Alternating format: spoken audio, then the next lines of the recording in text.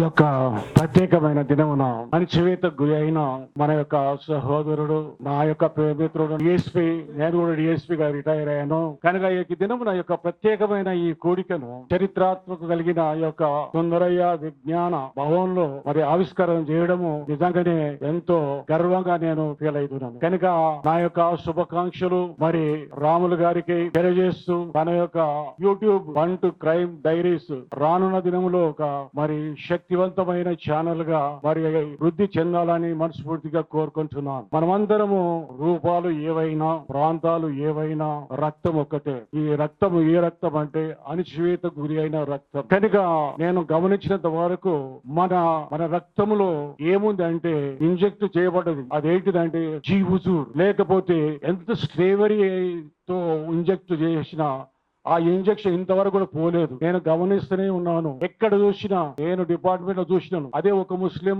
IPS officer, ఒక home guard లేకపోతే constable వాళ్ళ కులం అయితే వాడిని కూర్చొని ముందర కూర్చొని భోజనం చేసిన పరిస్థితి నేను చూశాను. అదే మన వాళ్ళు అయితే దగ్గర కూడా రానటువంటి పరిస్థితి నేను కూడా చూశాను. కనుక నేను ఎందుకు చెప్తున్నా అంటే అన్లెస్ ఎవడో మనకు వచ్చి మనకు చేస్తారని మనం నమ్మద్దు. కనుక మనమే ఈ పోరాటం కొనసాగించాలి. ఈ దినమున అనేకులు మాట్లాడుతూ ఉన్నారు. కనుక మనం అణచివేత చేయబడ్డవారము, మనం ఎంతో మరి మన తల్లిదండ్రులు అణచివేత ఎంతో భయంకరమైన పరిస్థితులు ఉన్నామని చెప్పుకుంటున్నాం. దీన్ని ఎవరు ఉద్ధరించగలుగుతారు? ఇది మన సమాజంలో మరి నీవు నేను ఏం చేస్తే మన జాతి ఎలా అభివృద్ధి అవుతుంది అని మనము తలంచాలి. నేను ఆనంద గారు చాలా క్లోజ్, చాలా మేము మాట్లాడాము. ఆయన అటువంటి వారు, ఆనందం వారు ఈ అణచివేత నుంచి ఎలా విముక్తి చెందాలని చాలా ప్రయత్నం చేశాం. నేను కూడా మరి బిషప్ గొల్లపల్లి గారితో కలిసి, ఆనంద గారు కూడా వచ్చారు, మరి ఆదిజన నేషనల్ ఫోరం అని తెలిసి మేము కూడా చాలా ప్రయత్నం చేశాము. ఒక ఎమ్మెల్యేగా చేశా. ఒక్క ముస్లిం నుంచి గడగడలు ఆడిస్తాడు అసెంబ్లీలో, ఒకడు మనోడు లేడు. ఆ ఒక్కడున్నాడు కూడా